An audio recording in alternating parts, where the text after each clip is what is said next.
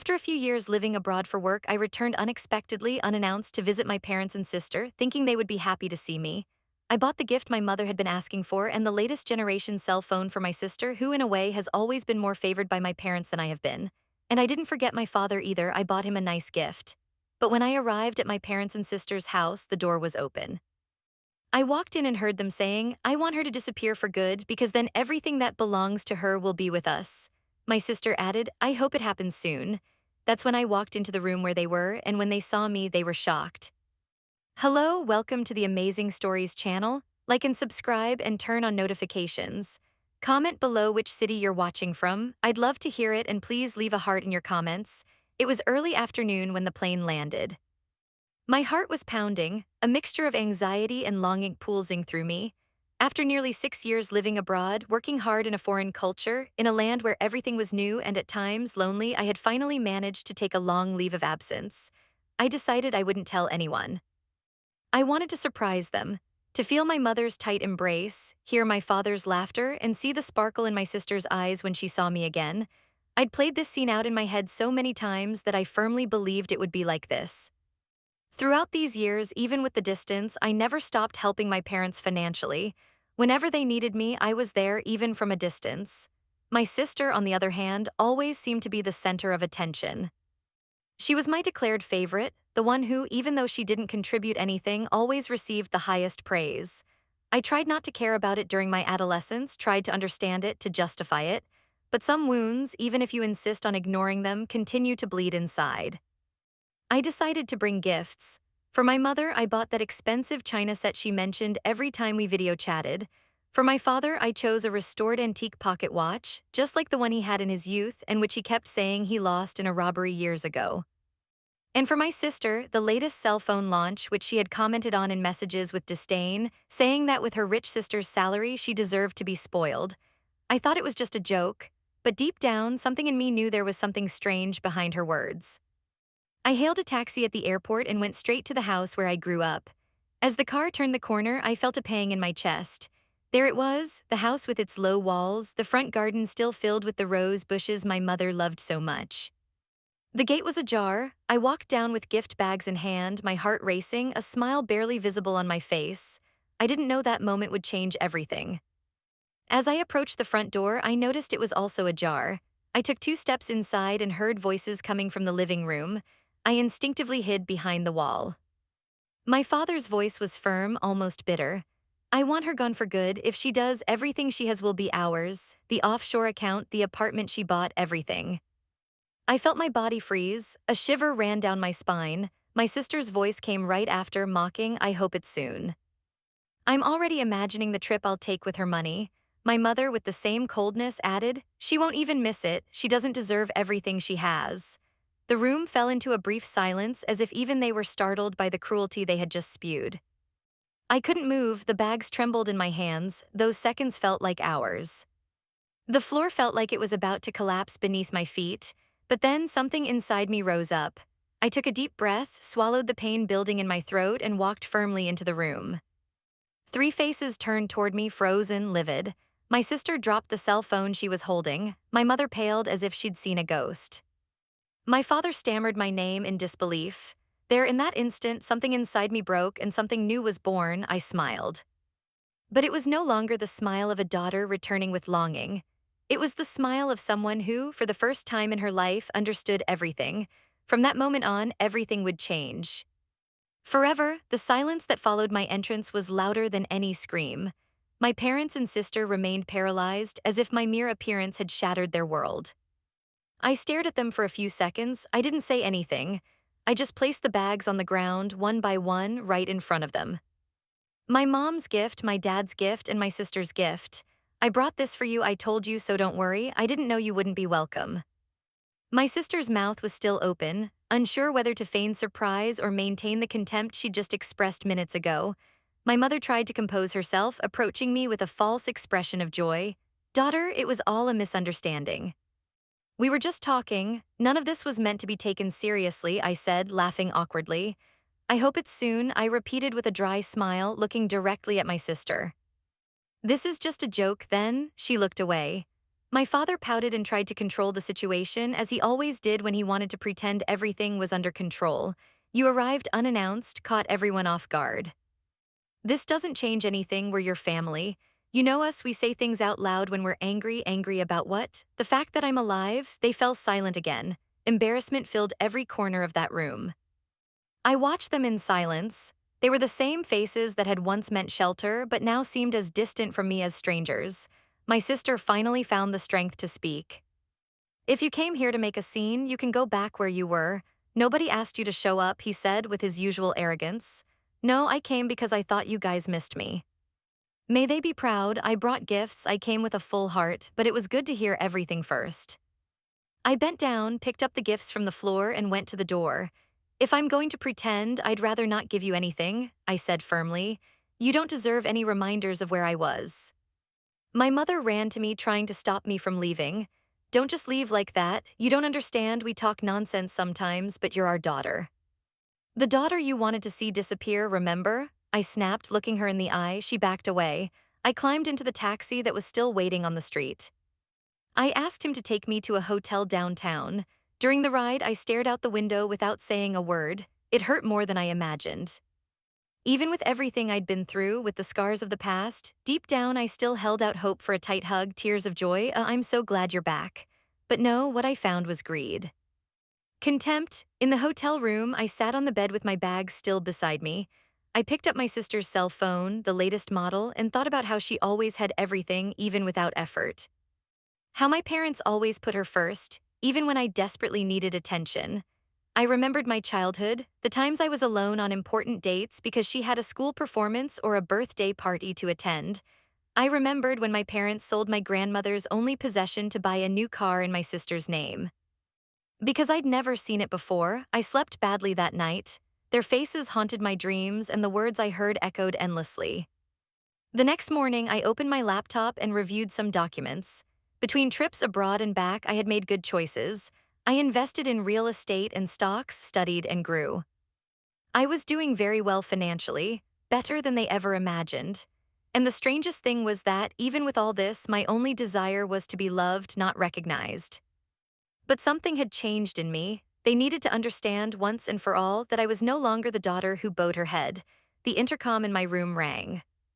It was the reception desk. They informed me that my parents were in the lobby asking to see me. They probably found out where I was through acquaintances. It took less than a day for the weight of rejection to sink in. The tables were turning. I took a deep breath. They didn't know it yet, but now I would be the one to decide the rules of the game. I walked down to the lobby with firm steps. I needed to see them, but this time for myself. No longer with that old desire for acceptance.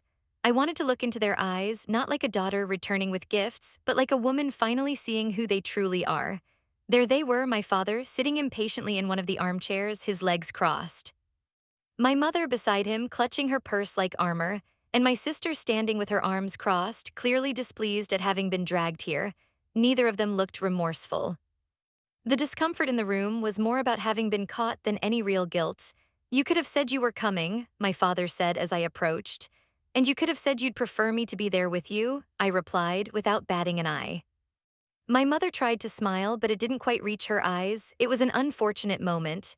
You know how your father talks too much sometimes, don't blame him, I interrupted. You all spoke up, each of you made it clear that if I let go, it would be a relief, because then everything I've achieved would be yours. My sister huffed impatiently.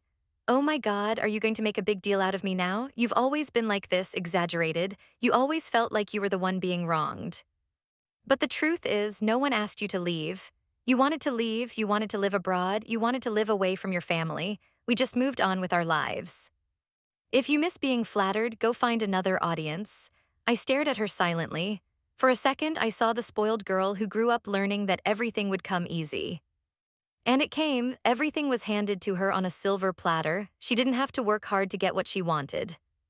All it took was complaining, and my parents would bend over backwards to please her. Meanwhile, I struggled to earn my place, always ignored, always treated like an inconvenient shadow. You came here because you think I'll back down, that I'll go back to pretending I didn't see or hear anything. But I'm not going. Enough, I said, turning my back and walking toward the elevator. Wait, my mother called. We made a mistake. We're sorry, daughter. We say things impulsively, but it doesn't mean we don't love you, love. I turned back, holding back a laugh. Love doesn't wish for the other to disappear. Love doesn't count the other's possessions, waiting for death. Love didn't make me leave home at 23 with 2 suitcases and no support. They went silent. I tried hard to keep in touch all these years. You were always cold. They preferred to talk about my sister, her achievements financed with the money I sent. My sister rolled her eyes and grumbled. The litany of the past has already begun. The past explains the present, my sister. And now that I've heard what they think of me with my own ears, there's no point in trying to erase it. I got into the elevator. They didn't try to stop me. This time they knew words wouldn't solve the problem. The damage was done. I went upstairs and locked the door. My heart was racing, but there was a strength inside me I hadn't yet known. For the first time, I wasn't feeling guilty. For the first time, the pain wasn't making me retreat, it was pushing me forward. I grabbed my laptop and started rereading contracts and documents.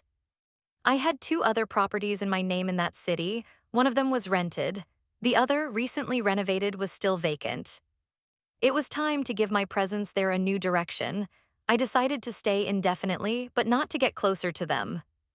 I would stay and face it all head on. I wouldn't run away anymore. The next day, I went to my grandmother's old house. It had been left to me as an inheritance, but years ago my parents sold it without my consent, claiming I wouldn't return to Brazil. I discovered the property had been sold to a couple who, some time later, resold it to a real estate developer. And the company, ironically, was one I had invested in years ago without knowing it was one of the assets.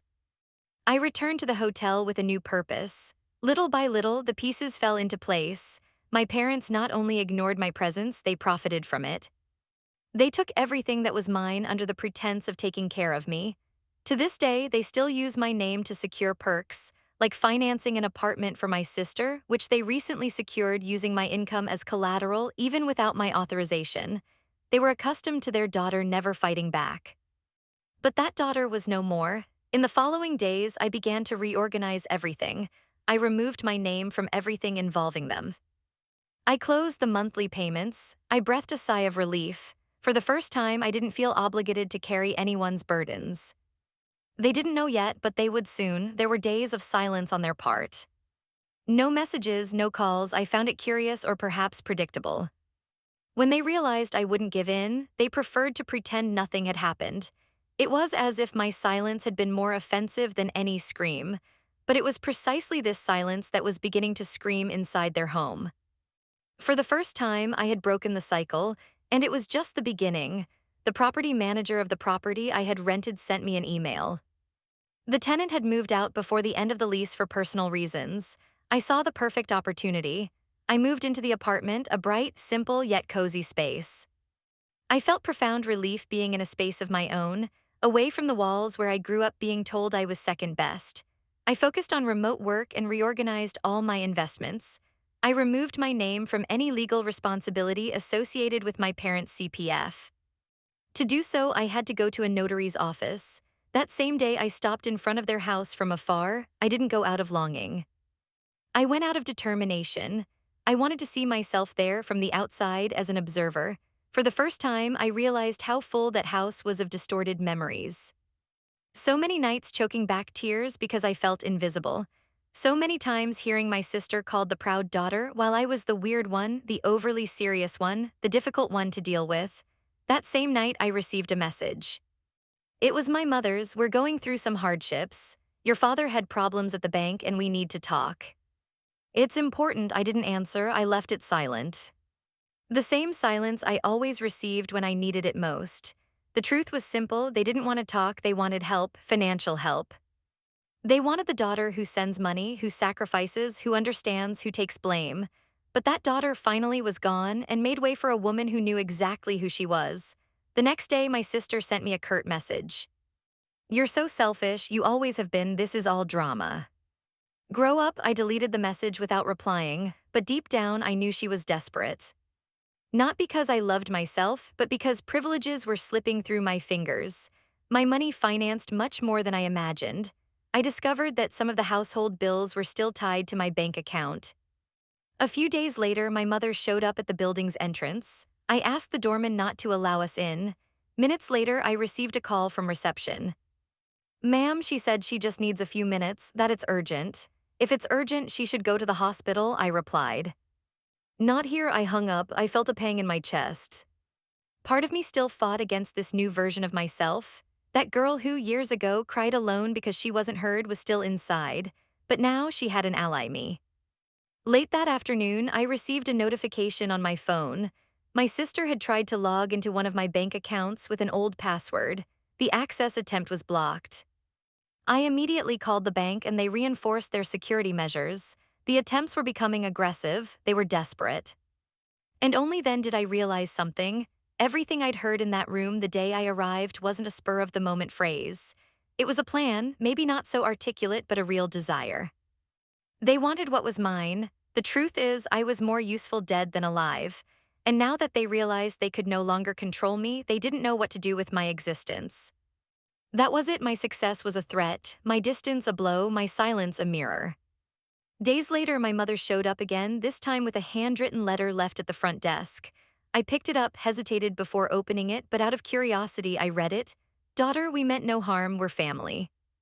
You have more than you need, you could help us more generously, you've never lacked for anything, we raised you with great effort.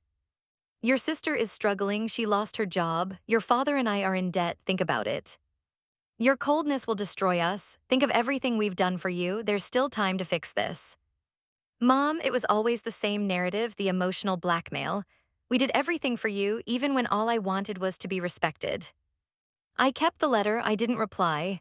I was beginning to understand that as much as it hurt, my greatest victory would be keeping my distance. They only wanted to benefit.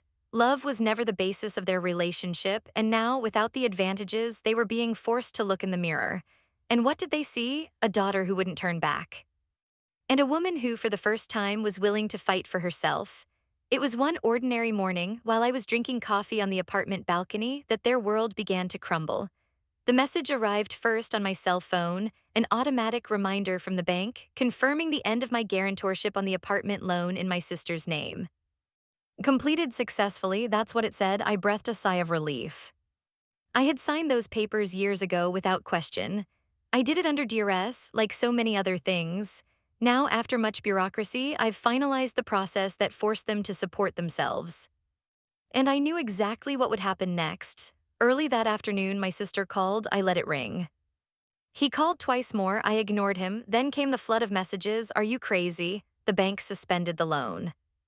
What do you mean you took your name? You want us to live on the streets, is that it? Then messages from my mother, daughter, you did something very serious. The manager called to say they can't keep the contract without you as guarantor. The installment will double. You really want to destroy us, don't you? And finally, from my father, if you think you're better than us, congratulations, but don't forget that this house raised you. Ingratitude doesn't get anyone far. Ingratitude, the word they used most when something didn't go their way. It was then, a few hours later, that I discovered it wasn't just the funding that caused the outrage. The credit card company permanently canceled the additional card in my sister's name due to a lack of legal connection. She had tried to make a new purchase, but it was declined. Despair turned to fury. That same day, my parents personally came to my building. The doorman warned me. He said they were agitated, shouting outside. I refused entry again. Within minutes, I received another handwritten letter, this time dripping with venom. You're being cruel. We depended on your help. Your sister is behind on her payments and you just turn your back, you're heartless. Everything you have is because we gave you a foundation. Now you abandon us like we're trash, you'll regret this. I didn't respond, I just filed it away. That night, I overheard a neighbor's outburst in the elevator without her knowing who I was. Their daughter is there, she came back and cut everything off. They say their sister's going to lose her apartment. What a cold woman. It's funny how the coldness never showed when I was ignored, humiliated, or left out. But now that I said no, now that I set boundaries, I was mean. I spent that night reflecting. I thought about every penny they'd sent me over the years. I thought about all the times I'd postponed my plans to accommodate theirs. I remembered the vacations I hadn't taken, the trips I'd declined, the bills I'd paid for them like penance. And for what? So that they would wish me missing today. The next morning, my lawyer called me, confirmed. There are no outstanding debts in your name that are connected to your family. You are completely unrelated, including income tax filings, joint accounts, and powers of attorney that were outstanding. It was the news I needed, the legal release of what I had emotionally already closed. That same afternoon, I received a final visit. My sister, she showed up at the door alone, looking like she hadn't slept in days. The doorman asked me if I wanted to help her. I took a deep breath, you can say I'm not, but as I hung up, I felt her gaze from below. He caught a glimpse of me from the apartment balcony, and there, for a brief moment, the arrogance vanished from his face. For the first time, I saw genuine desperation. And maybe fear, not because he loved me, but because he now understood that he would lose what he valued most: access. Easy access to my life, my money, my efforts. She never cared about the path I'd taken. She only wanted what was at the end. I didn't respond to the visit. I didn't send a message. I didn't return the look. That night, I cooked for myself. I put on some soft music, and I looked at myself in the mirror with pride. Not for having made them suffer, because that wasn't it, but for having finally chosen me. My life was beginning to have meaning, far from the muffled screams of childhood, far from the silent demands, far from the shadow of the invisible line. They were collapsing, and now it was too late to fix what had been broken by so many years of neglect. The following days passed silently, as if the world around me was trying to understand who I had become. And in truth, even I was still learning about myself. Every firm choice, every no that had previously seemed impossible to say, now gave me a sense of freedom I'd never experienced before. It wasn't revenge. It was respect. For the first time, I treated myself with respect. But then, one cloudy afternoon, I received an unexpected call. It was from the office where I had left an extrajudicial notice to prevent my name from being included on joint loans and accounts. The clerk informed me that my parents and sister had tried, unsuccessfully, to present documents to prove a relationship of financial dependency. The goal? To reconnect my name to outstanding debts. They've been informed that you're no longer responsible for any of the records. They tried to argue, threaten, even cry. But everything is formally closed, you can rest assured, she said, a hint of regret in her voice. Tranquility came like a warm wave that washed over me. Inside, I was at peace, but something told me this wasn't the end yet. And I was right. The following week, I found the three of them at the door of the building. They were visibly dejected. My father thinner with sunken eyes, my mother with her hair undone, and my sister, her face bare, her phone out, her eyes devoid of sparkle. For the first time, I saw no arrogance, no coldness. I saw despair, but I also saw something I knew well, the fear of losing control. Before the doorman could intervene, I went down to the hall. They looked at me as if they were standing before a judge, and in a way they were. This was the time for sentencing. But there's nothing they expected. We just want to talk, my mother said, her voice breaking. Now you want to talk? I asked. Why? Because they realized they'd lost the daughter who supported everything. It's not that, my father tried to explain. It's just that we made a mistake, and you walked away in a way that made everything worse. No, I walked away because I finally saw who you are. You didn't love me, you used me. They were only around as long as they could benefit. I came back thinking I'd find a family, but I found greed. I discovered they were counting down the days until my permanent absence, just so they could take what was mine. My sister didn't say anything, she just stared at the floor. Her slumped shoulders said more than any words. Daughter, my mother whispered and held out her hand. We regret it. Really, I took a step back, not in anger, but with the certainty that that closeness was no longer possible. You don't regret what you did, you regret the consequences. You only came back because the well ran dry. If I were still paying the bills, you'd be living well and wishing me away. Nothing has changed in you. It was I who changed. My father closed his eyes as if swallowing the bitter truth for the first time. My sister shrank even more. I don't hate you, I continued, but I don't want you around. I don't want to live anymore trying to deserve the love that was never given. I'm tired of being the forgotten, used, and tossed aside daughter. What now? My sister finally spoke, her voice trembling. Are you going to pretend you don't have a family? Family? I repeated and took a deep breath. I'm going to build my family, with people who truly love me, who respect me, who love me for who I am, not for what I have. Family isn't about blood ties. It's a true bond. They looked at me with empty eyes. Perhaps for the first time, they were feeling what I'd felt for so many years: abandonment. But it was different. I didn't abandon them, I just didn't let myself be abandoned again. I returned to the apartment, and as I closed the door, I felt a weight lift from my shoulders. The pain was still there, but there was a lightness beneath it. It was as if I had finally buried a part of the past, not out of resentment, but out of survival. Months later, I started again. I made new friends, got involved with a volunteer group, and for the first time, I had the freedom to choose who I was with. Not out of obligation, but out of affinity. And I never let them treat me like a second option again. My parents and sister tried to contact me again, always with the same message: regret, asking for help, saying we're different now, but I knew. They only felt the pain when their advantage was taken away. Me, I followed, I planted new roots. In fertile land, with people who, when they saw me, didn't think about what they could gain, but about what they could share. And when someone asks me today what I did with my family, I calmly answer nothing. I simply stopped being the daughter of someone who never wanted to be a real father or mother. Did this story touch you in any way? Then don't forget to like this video. It really helps the channel continue to bring you moving stories like this. If you haven't subscribed yet, subscribe now to keep up with every new episode we publish. And if you know someone who needs to hear this lesson in courage and resilience, share this video with them right now. Now tell me in the comments, would you have done what this daughter did? Would you have the courage to cut ties with your own family to protect yourself? Your opinion is very important to me. And take the opportunity to tell me, which city are you watching this video from?